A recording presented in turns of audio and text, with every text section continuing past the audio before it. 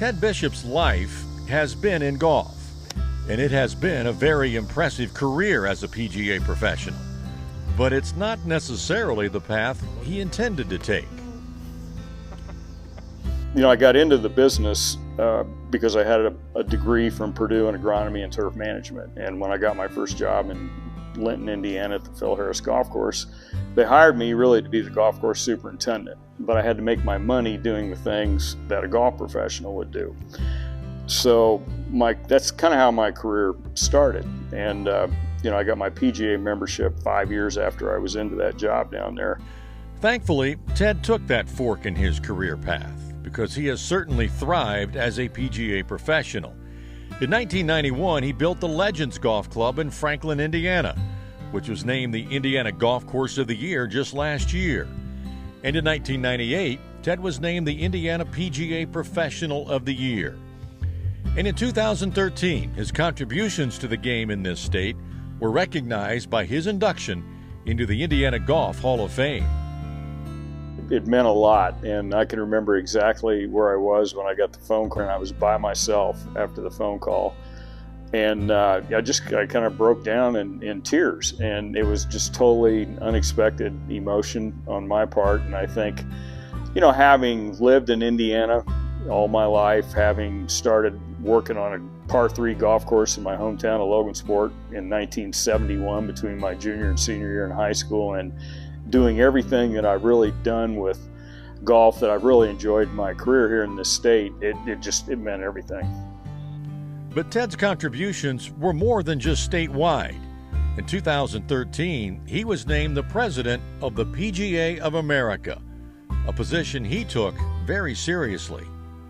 I was all about trying to make things better for the PGA members. And probably the thing that I'm proudest of is during my time we negotiated our Ryder Cup contract extension with NBC through 2030 to the tune of $440 million. And, you know, we found a very creative way to give a lot of that revenue back to our sections and enhance the lives of sections and consequently lives of PGA members. He had just an unbelievable understanding of the issues that the PGA was facing.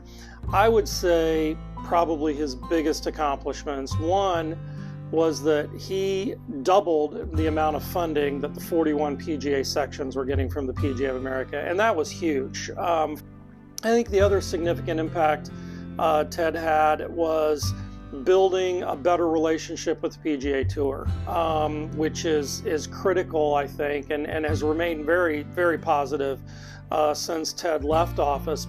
Ted did accomplish a lot as president, but not without ruffling a few feathers along the way. He was called the lightning rod president by some, mainly due to him fighting the proposed ban on anchoring the putter, a fight he eventually lost. The PGA of America and the USGA had pretty much been married over the years on any kind of rules changes that would take place. And, you know, the whole anchoring thing, now when you look back at it, it's really kind of crazy. When you look at the rules changes that took place in 2019, and to think that they're not allowing, you know, recreational amateurs or even touring professionals to anchor based on, you know, how dramatic some of these other rules changes are. You know, it's kind of crazy, but I mean, I think there's no question, you know, that probably laid the foundation, you know, for that part of my reputation. And it was very heated, you know, for a period of months with the USGA and the R&A. But that controversy paled in comparison with what was coming when a tweet and a Facebook post ended his reign as president. That is coming up next week in part 2 of our Ted Bishop profile. I'm Brian Hammonds for Indiana Golf.